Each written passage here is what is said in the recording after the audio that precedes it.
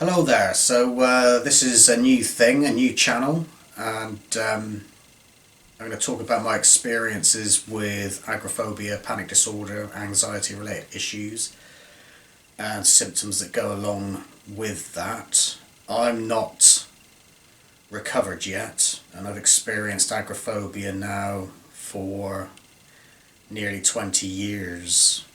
So it started, housebound agoraphobia started in the year of 2001, that year before the 9/11 disaster, when the Twin Towers were attacked on that dreadful day.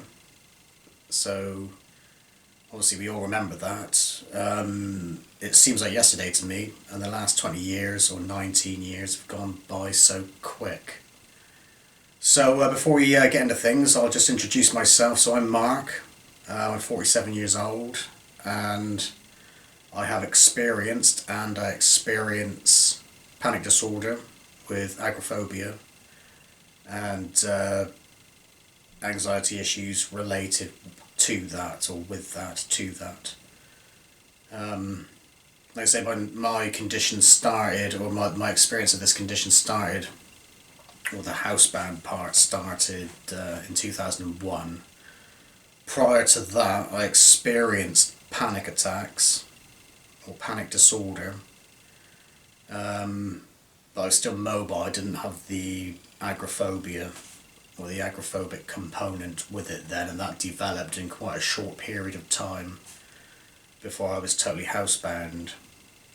I was actually a self-employed electrician at the time, and so that involved me having to drive to work. So I had my own van, and I would drive to different jobs around my area here, and usually the most that would be like 25 miles out. And so when things started to deteriorate, if you like, when my circle got smaller, I could kind of manage and hide that I had anxiety at that point, and I thought it was one of those things that would like come and pass. Perhaps I was just a bit tired, so I just ignored it, and I could hide it from other people, so other people were none the wiser. But I let it get so bad that I became housebound, to cut a long story short, and so I could no longer hide it anymore. Or there was a point I actually went to go and see a counsellor in, I think that was 2001, and things got worse from there. But the counselling experience was a good experience, so I learnt a little bit about myself in that moment. But I went in a little bit arrogantly, although I was quite a shy, polite person really. I kind of thought, before going to see the counsellor, like, she's not going to sort me out because she's not going to be able to understand my special brain, sort of thing. As it happened, she could sort of see right through me, and I was very naive. I was 27 years old at the time. Anyway, that's a story for another day. Like I say, this is just an introduction video. Not sure if it's going to go up yet, but if you're watching this, then you'll know that it has gone up. So I'm not a very good communicator, but I'll try the best that I can, and hopefully, if and when the channel expands and continues, then I'll get better as we go through.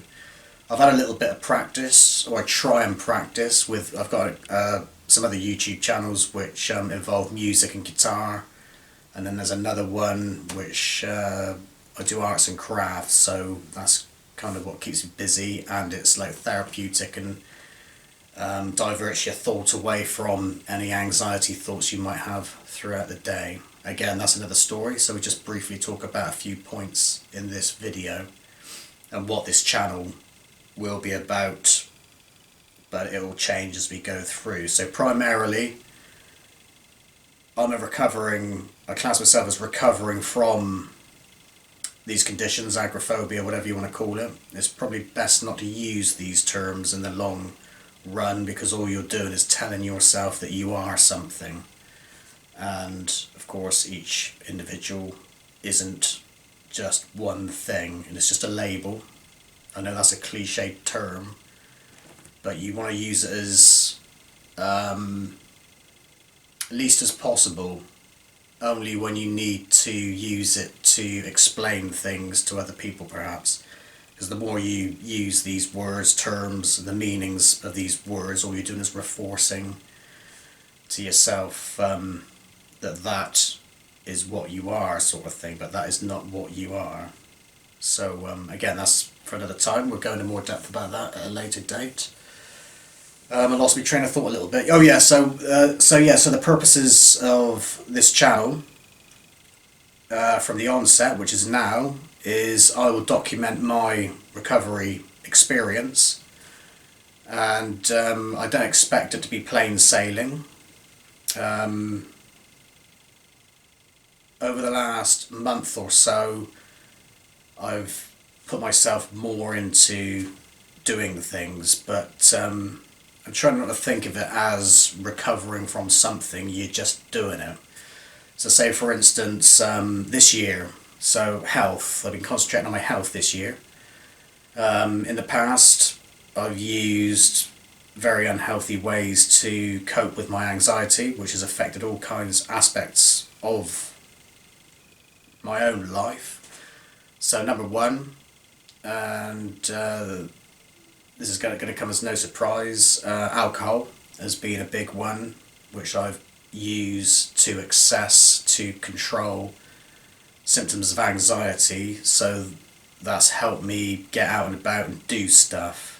But of course you can't do that forever, because that's gonna make yourself ill, and I have made myself ill through alcohol on several occasions, and very ill on some occasions as well. So I drunk too much, but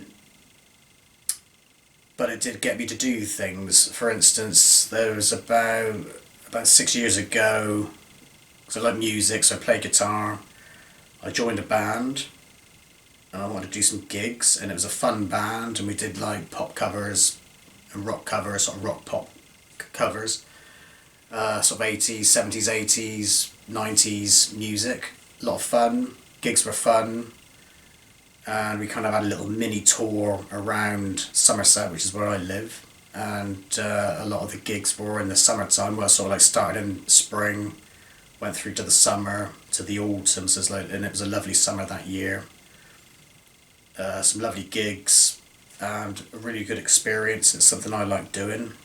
Playing live is a lot of fun. Of course that is anxiety inducing, but I find it's different to like panic disorder, anxiety issues. It's like a normal fear, if you like. So I see it's two different things, but I guess that's the way you interpret your body's signals. Of course with music you want to get on stage anyway, but I would drink in excess to get myself into a situation where I felt relatively comfortable to play the music. The only trouble is with drinking is like you're just viewing the world through an alcoholic lens, or an alcohol fueled lens, and you're not really experiencing the world. Well, I wasn't experiencing the world how I want to experience the world. It's just a mess. You're feeling good, but it's just it's very, well, anybody knows that is drunk, you know what it's like when you're drinking, so it's not a good state. It's nice to have a drink, but I mean, I'm not a natural drinker, so I kind of had to force it into me to drink, which is a good thing, and I don't think I got the alcoholic gene. Even when I was drinking lots, I'd have to take a day or two off to recover from the alcohol and then start again. And if it's really bad, because after you've been drinking, the hangovers, or the next day, because if you're drinking too much you don't seem to experience hangovers, but the next day would induce more anxiety in myself, so that would put you in a hair of the dog situation, so you drink more alcohol, just to get rid of the feelings of anxiety again. So you can see how people do turn into alcoholics. I was just a very heavy drinker. If I'm in my safe zone, I don't need drink. So say for instance, like now, I wouldn't need a drink, but if somebody said to me, right, you've got to go to London today or something like that from Somerset, or even to Bristol, which is just up the road 25 miles, I would feel very anxious and feel the only way I'm going to get there is to drink. So, like I said, I was drinking a lot, and in some cases, like, I could easily drink a litre of vodka in a day, plus more on top of that as well. So we go into the alcohol related issues as well in more depth. Smoking, I smoked. Funny enough, with smoking, I started smoking when I was about 16 years old. But I didn't smoke very much then, but it didn't take very long to get addicted. So I started smoking properly and regularly when I was about 20, so I was definitely addicted when I was 20, maybe a little bit younger, late teens perhaps. Which is a silly thing to do because it actually makes you ill. It's not very nice when you start smoking. When you smoke your first cigarette, it's not a nice thing. It's almost like you have to force yourself to become addicted, so it's like silly habit. And I know the reasons why I started smoking, and they're just stupid reasons. But also as well, like the act of smoking gives you a full sense of relaxation because you're actually going through that natural relaxation breathing motion. So like now, if you breathed in like that and let out a long breath, that's actually putting you in a relaxed state of mind and state of body. So you're actually mimicking the relaxation thingamajig. Actually, like smoking wires your system like coffee does. That's another thing I've given up as well, caffeine. If I drink too much caffeine, that tends to sort of wire me out, the same as smoking. Well, anyway, going back to smoking, yeah, I gave up when I was about 23, up until I was 27, and that's when my agoraphobia set in hard, when I was like housebound. And for some silly reason then, I started smoking again then, thinking that I'd be able to control it, as a lot of us do. But I was addicted quickly yet again, and it's funny how your mind plays tricks on you. I remember at the time, I just came out of a relationship, and there was like, I had some visitors, friends, and people came around, and smokers came round, and it kind of went from there. So I'd have one of their cigarettes, so it won't hurt and all that sort of thing. And then I remember getting this, I had this like cigarette tin for like rollies and things like that, and I painted the tin because I like painting and drawing and stuff like that. So I painted the tin, put this kind of psychedelic design on it. Oh, that's another thing we'll talk about. Drugs as well. Although I've had limited experiences with drugs, I have had anxiety inducing moments with them, which are quite important to what we'll be talking about as well. So we'll go into more depth about that as well later on, like talk about LSD and cannabis and how that may affect some of us. Anyway, so back to the smoking and the cigarette tin. Yeah, so I painted this tin. I thought, oh, it looks nice. And then I went down and I don't know, I got some tobacco from somewhere, and put the tobacco in the tin. I needed to make this tin useful, and it's nice to have something. It's like a little utility kit. And so I put the tobacco in the tin, cigarette papers, to roll your own. And back in those days, people are kind of switching over from straight cigarettes or regular cigarettes to roll your own because they're cheaper and straight cigarettes went up drastically in price and all that sort of thing. So yes, I filled up my cigarette tin with tobacco, papers, and started smoking. And I remember I was painting at the time, painting a lot, so I was like painting while smoking, or smoking while I was painting, or like having breaks from painting and smoking, listening to Pink Floyd and CDs and all that sort of thing. And so I was addicted again, and I didn't attempt to start giving up again until really properly until the last 5 years, and it's this year which has been the breakthrough year. So I gave up, I think, which is going to be for good, on the 8th of January this year. I tried to give up a couple of times in the last 5 years, but it obviously failed. But this year I gave up completely, and I think I've given up completely. So I feel confident about that, because you never know, do you? Because like silly things can happen.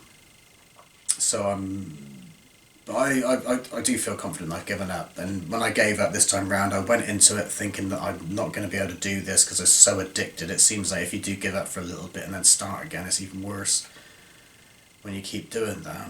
So I just took each day as it comes after I gave up smoking, and managed to get through it. And I think that maybe in a funny sort of way the COVID situation sort of helped me out, because I wasn't getting so many friends visiting, and especially the friends that smoked, although there was a friend that came round in the summertime. So that's probably like 3 or 4 months after I'd had my last cigarette in January, and I did have a cigarette then. I asked her if I could have a cigarette. I smoked it, kind of smoked it, but it made me feel ill, and I was glad about that. So it made me feel ill for like half an hour, made me feel sick, dizzy, horrible, and since then I haven't even wanted a cigarette.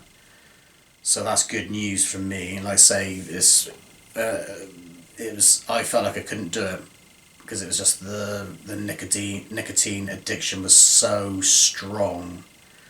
And actually this time round the withdrawal was quite bad, so you feel wired and anxious. Actually, you want to be careful if you are suffering from anxiety from when you do give up smoking, is because obviously it can make your anxiety worse, probably will make your anxiety worse. So I was in a situation here, so I feel safe in my own home, so I gave the smoke off. Right, well, I'll do it. Got the COVID thing going on, you don't really need to go anywhere at the moment. Of course, we're on lockdown, so I went through all the withdrawal symptoms while we're in lockdown, basically.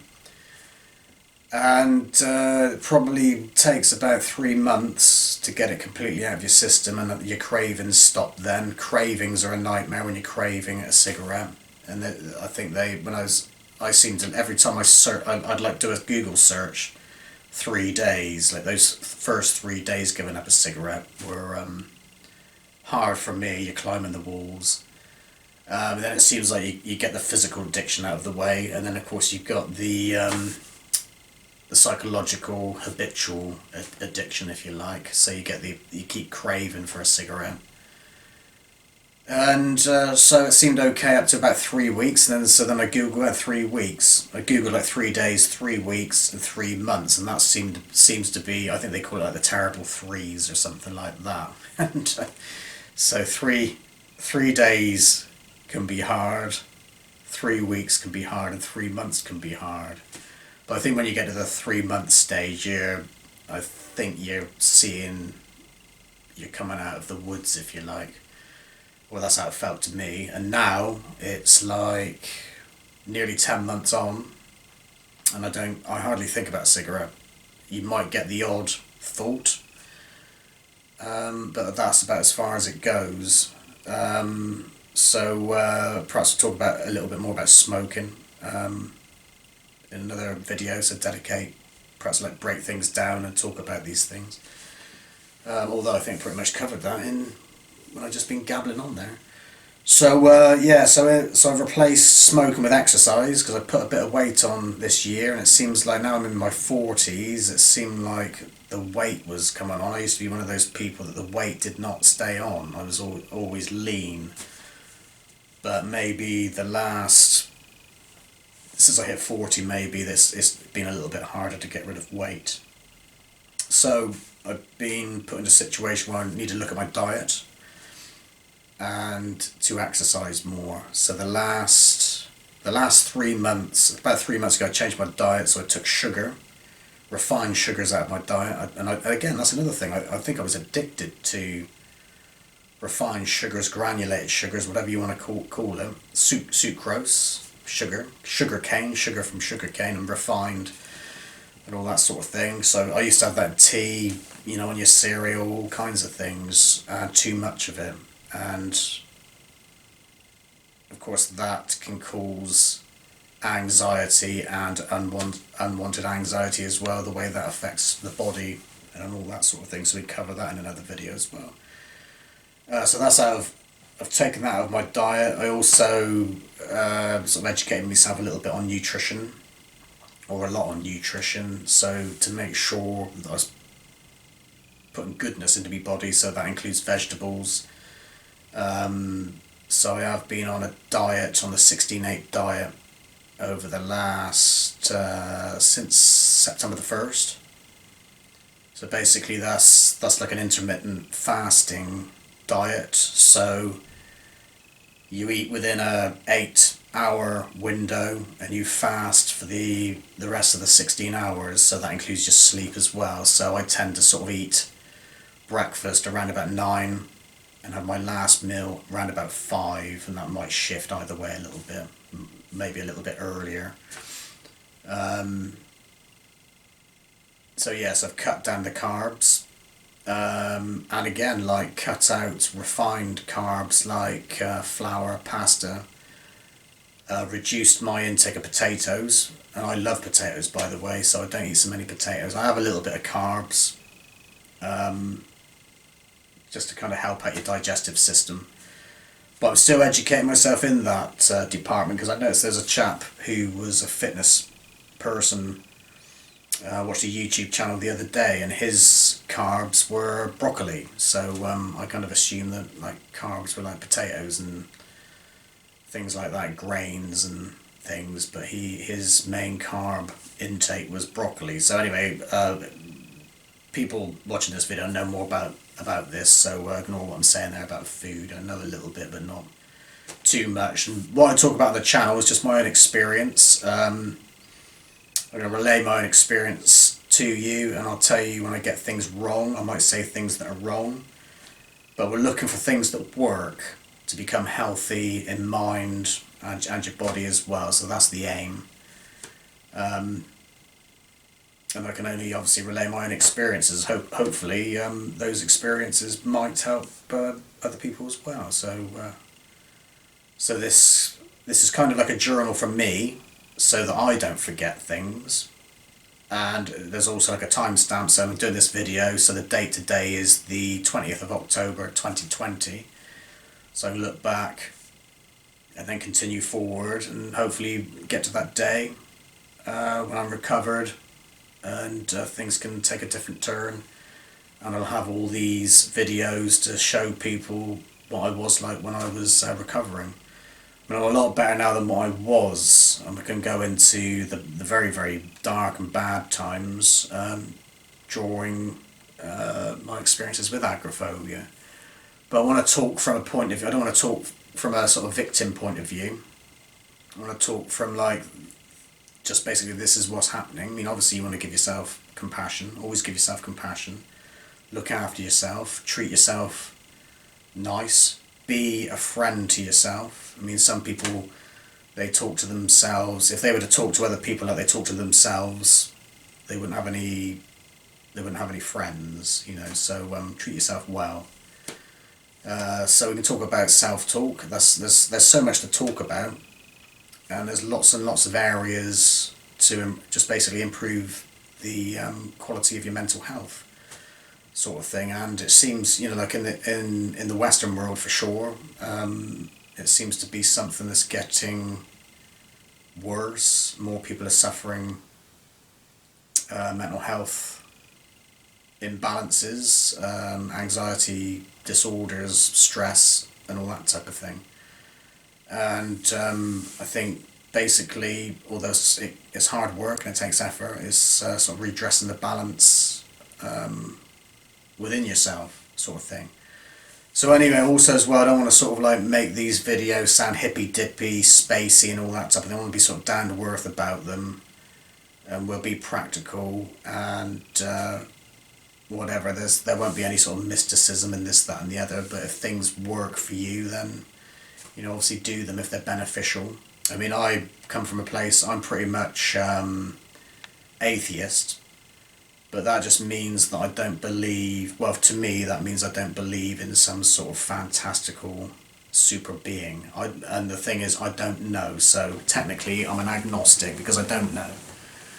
I mean, these type of questions, existential questions, spiritual questions, for me, I've found that I can end up in all kinds of, I can like tangle my mind in it. Sometimes it's not very beneficial for your well-being, especially like existential questions. If you have a spirituality and a belief and a religious belief, then great, that is actually helpful. It may be a little bit more difficult for people like me that don't have that, but you can still find a way around it, perhaps through like a psychological way. But I think we have our own personal relationship to our surroundings, and perhaps a kind of spiritual interpretation of the world. Maybe we just don't know what it is, or whatever it may be. Anyway, that's a topic for another time, but we want to keep it down to earth and as genuine as possible. I mean, through my years of like searching for answers to my own problems, which I've looked in all kinds of places, weird and wacky places. I mean, you find that there's a lot of people out there they just want to exploit vulnerable people, basically. So that could be through the guise of spirituality, like charlatans and people trying to sell you snake oil and stuff like that. So you want to be on guard of that. Anybody that tells you that they're an enlightened human being, they're most likely lying to you as well. We all have the same problems and all that sort of thing. I think there's people that are obviously more aware than others, and self-awareness is another thing that we can look into. But I think, nobody knows anything. Of course, if you do know everything, then you are God, aren't you? So, and I haven't met anybody like that. I've met some very intelligent people and very self-aware people that I have a lot of respect for, but I haven't met anybody that is a God as of yet, or anybody that's beyond human. We're human, aren't we? And we're prone to making mistakes, doing good things, doing bad things, and whatever, and all the sort of emotions, negative and positive, that go with them. So again, that can be a topic for another thing later on. I'll talk about exercise now. So I've always found it hard to exercise until recently. Now I've got into a routine of exercise. I mean, I was pretty bad at exercise. I loved sport when I was younger, and I used to play like football and tennis and stuff like that. Not a great sports person, but I enjoyed it. I always found that exercise was something that came out of something else, a byproduct of something else, not exercise for the sake of exercise. But recently, the last 2 weeks, 2 months, I've started a regime. I use that term loosely. We don't really have regimes, but I've chosen to do some exercise. I want to do some exercise, got into a routine of doing exercise, and although it was like a little bit difficult at the start because I haven't done any exercise for a while, I got into it, and now for the last 8 weeks, I'm in my 9th week now, I've walked 5 miles at least inside the house. So that's from the front door into the kitchen or into this room, backwards and forwards, and I've done 5 miles every day in a weekday, so like Monday to Friday, and I might like slacken off a little bit at the weekend. But some days, if I feel enthusiastic about it, I'll go up to 10 miles. And it feels good. And I've got into that sort of mindful of when the endorphins click in and the feel good chemicals in your body, and that's kind of kept me going. So I've also perhaps replaced smoking. Now I'm sort of addicted to that, the feel good factor through exercising. So that's been good, and that's also affected my energy levels, because my energy levels went down a lot, and I thought this is a bit weird. I thought maybe it's age or whatever, so I started exercising to get my energy levels back. Obviously I want to be healthy, but it's more to do with affecting my mind. So I know there's a lot of people out there, you hear people say, like people suffer from depression, anxiety, and sort of mental distress or whatever, like mental issues. They say, well, all you need to do is go out and do some exercise and all that type of thing. Well, that's all well and good, but there's a lot of other things to do as well. Because I used to hate that attitude. Like, it's usually people that don't know anything about anything, and they probably won't experience mental illness because they haven't got a brain to experience a mental illness in. So lucky them, hey? Anyway, and also you'd hope that they don't get a mental illness. You wouldn't wish anybody to have a mental illness. But you don't want to hear that kind of judgment if you're in a sort of vulnerable state of mind. But I will say, however, exercise is good for the mind. It's, releases those good chemicals in your brain. And for me, it's helped me motivate myself through what may have been hard times before. So because you're always going to get up and down days, and perhaps it makes the worst days better because you're exercising. So because I've been exercising, my energy levels have gone up. I'm not sleeping so much. So I make sure I get up early in the morning, and this is another thing as well, because I think a lot of my recovery suffered because I got a little bit self-conscious about going up and down the street. I don't want to draw attention to myself, and people say, oh, you don't want to worry about that, you're just being self-conscious and all that type of thing. Well, the thing is, I have drawn attention to myself, and people come and say, what are you doing? And I don't really want that. So whether real or imagined, the sort of self-conscious bit, what I've decided to do is to get up early in the morning before everybody else are out and about. So everybody else is in bed. Because I live on an estate here, so I've got neighbours. So while everybody's asleep, I go out and about and do my thing, which at the moment is running around a couple of houses which are next door to me. So that's where I've been starting. So I do that 5 times a day, and I incorporate that into my walking. So which will, like, walking up to 5 miles, and that's more than your just over 10,000 steps a day, which is obviously recommended that you do, which is nearly 5 miles. But I'm doing probably more than I need to, but I enjoy it anyway. I've got into the habit of enjoying it, and I've also got some weights as well, so I can get my body in shape in that way too. And I put on some pounds, like I was saying earlier, I put on some weight over the few years. I think it kind of catches up with you until one day you think, oh, what's that there?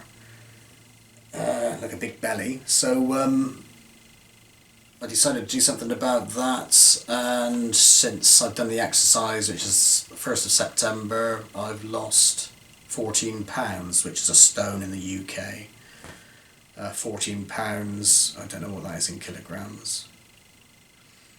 Isn't it like, I think a pound is half a kilogram, roughly, sort of 400 and something grams or something. Anyway, we'll just say 14 pounds. 14 pounds. So, still got a little bit to shed, but I'm in my normal weight zone now. I was actually overweight, and I think that's the first time that's happened in my lifetime. So I didn't like that. And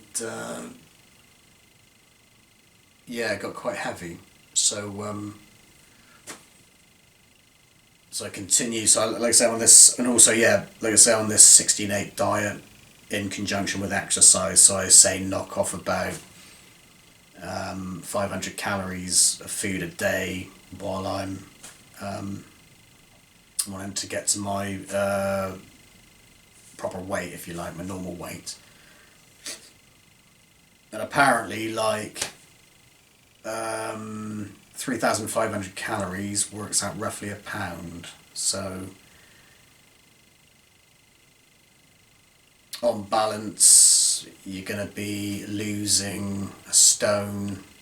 If you like, obviously, if you like losing 500 calories a day, that's like 7 days for a pound. But with the exercise, you're knocking off a few more calories as well. I've ended up losing.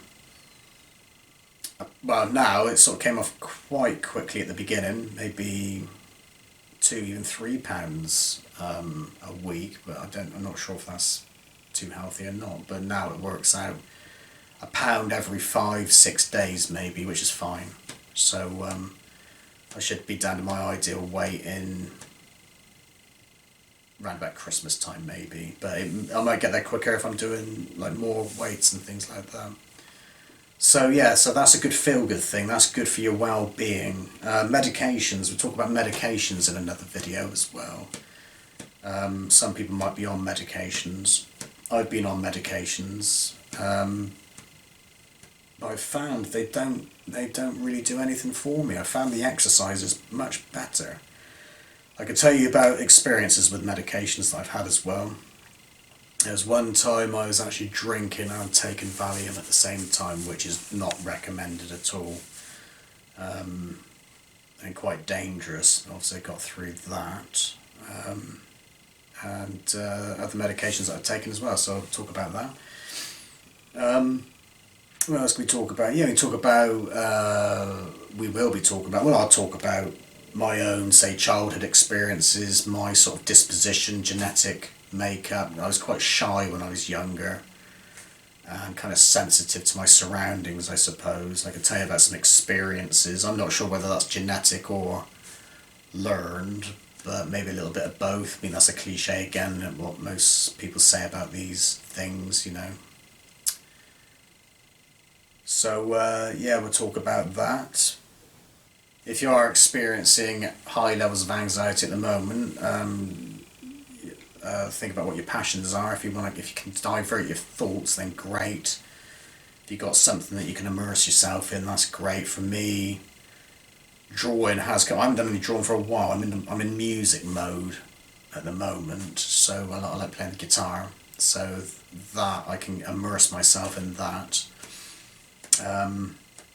So whatever you find helpful in that department, do it. I don't know, you might, whatever you make, do anything you like, whatever it is, knitting, sewing, any sort of activity that sort of immerses your mind is always good. Oh yeah, so when I actually walk inside the house here, I kind of do a sort of meditation as well. That's another thing as well, meditation. I'm not great at meditation. I try to meditate, but what I do is try and do the mindful thing, like be in the moment and be in the moment for what you're doing and be in the moment. So while I'm walking, I try and be in the present moment and concentrate on what I'm doing and notice, you know, the floor, what's on the wall. There might be some pictures on the wall and some guitars on the wall here, and notice myself walking and be in the moment. And that is kind of like a meditation. You might notice when you're doing things like that, well, you will notice in meditation, all these sort of things, that you get these thoughts pop up in your mind, which obviously distract you from what you're doing, but we all get caught up in whatever's going on in our mind and the stories we tell us. I mean, this is another cliche, but it's the true cliches. And I find I hear quite a lot of negative stuff. I might be thinking about negative things that just pops up. And it's obviously in the background of your mind, you know, like some people call it monkey chatter, and the Buddhists, I think there's a Buddhist chap I was listening to a little while back, he calls it monkey chatter as well. But it's all these things that are floating around in your mind, and they might have been there for a long time, they've been floating around in your mind for a long time. And I find they generally tend to be quite negative. So you might find yourself trapped in a thought. I don't know, you might be moaning about something, the state of the world or something like that, or the neighbour across the road's upset you or something like that. So you go through all these, you ruminate about these things. So you could be trapped in that thought for a long time if you're not aware. I mean, some people, you can actually hear some people being trapped in their own thoughts when you talk to them. You know, they're moaning about this, that and the other. They're trapped there because they can't stand outside of it, and perhaps we've all been there. Well, I know I've been there, being trapped in those thoughts.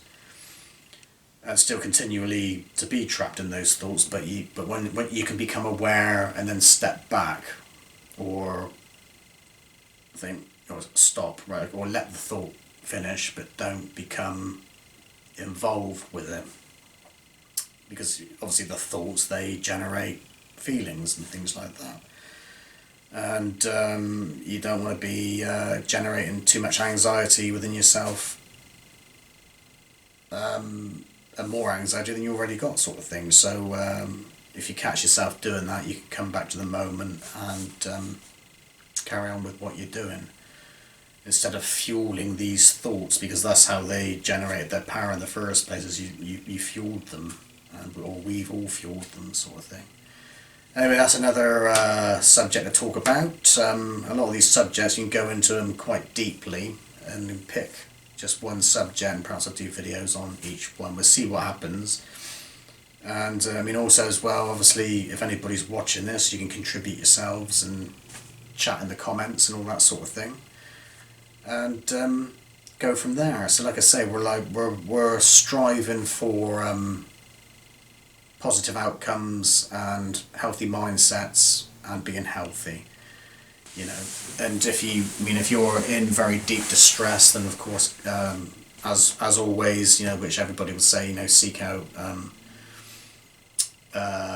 professional medical advice and all that sort of thing.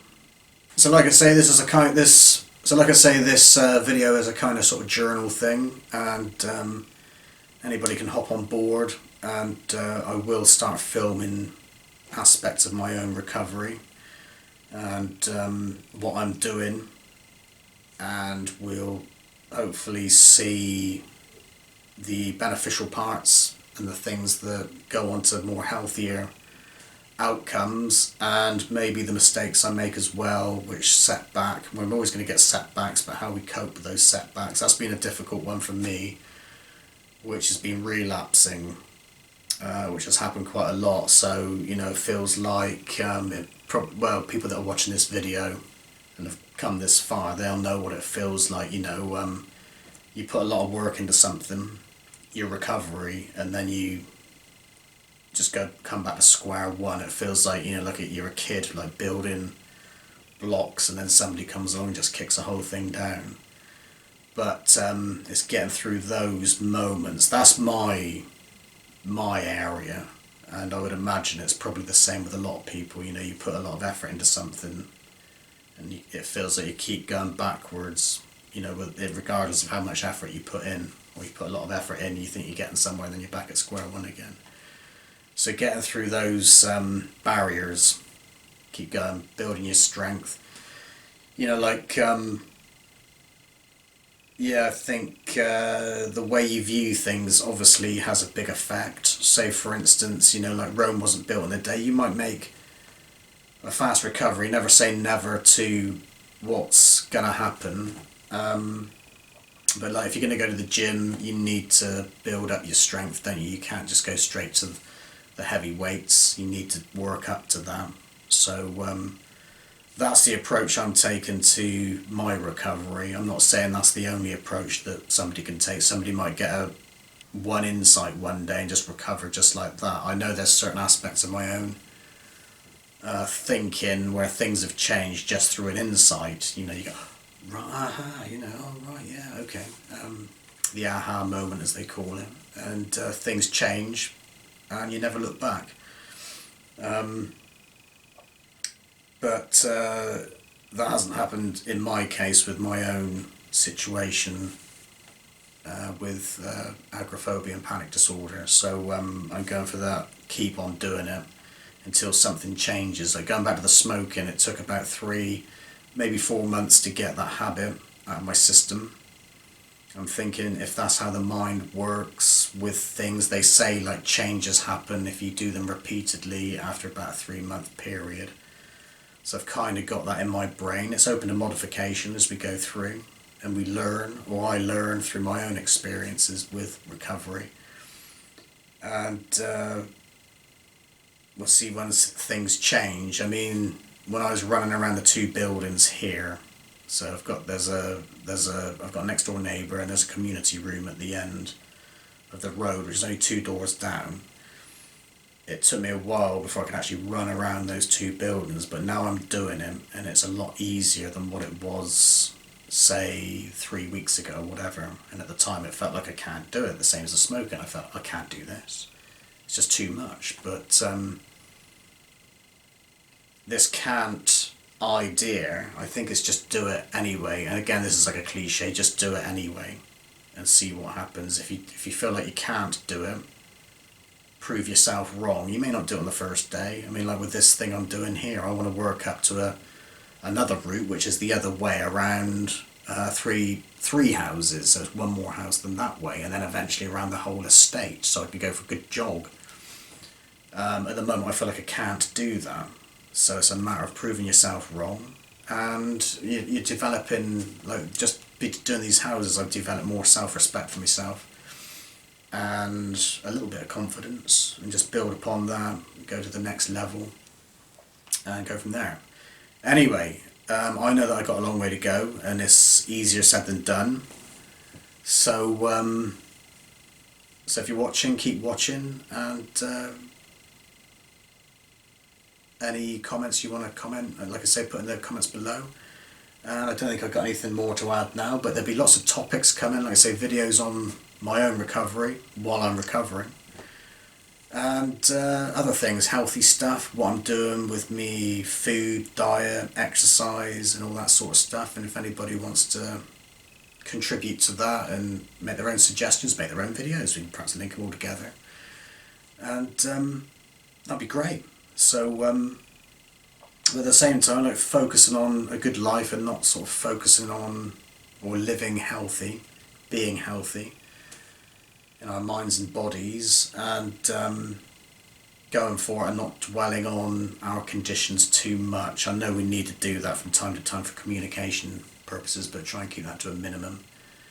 And we're just exercising to, I don't like saying better, because if you're saying you like to better yourself, it suggests that you're not good enough, doesn't it? So we're improving our healthiness. We're improving our health. So anyway, I hope this video hasn't been too incoherent. Like I said, I'm practicing everything. Everything seems to be a practice, and I think that's the best way to approach things. Everything is a practice, and then you're not putting yourself under too much pressure in any area of life, really. So nothing's ever a final, complete thing. So there we are.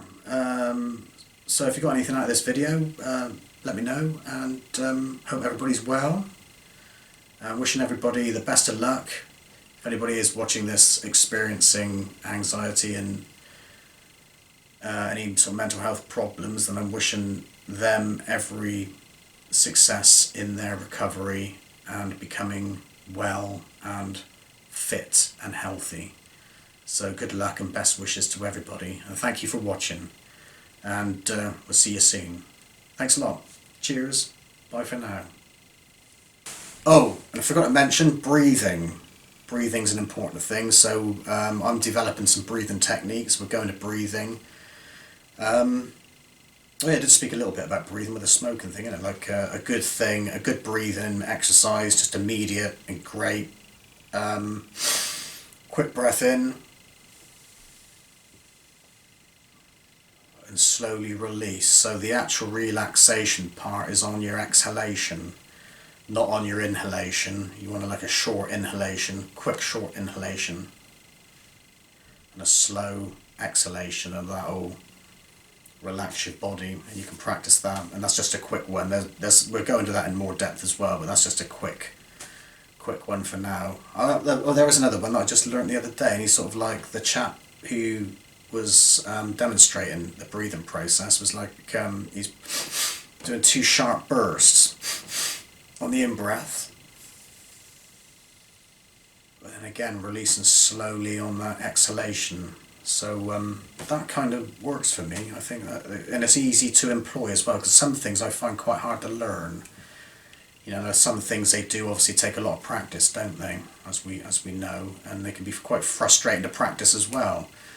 So yeah, sort of being mindful of practicing things like through repetition, even if you had to do it slowly at first. I mean, I sort of know, I mean, like with my guitar, there's some things I try and practice too fast when I should be slowing it down to practice it accurately and smoothly, but I tend to get impatient, so I need to train my mind in that department to learn some patience, or practice some patience. Do things slower, whatever you're practicing, all that sort of thing. Anyway, I'm waffling, and there we are. So I'll see you soon. Thanks for watching. I'll see you soon. Take care of yourselves.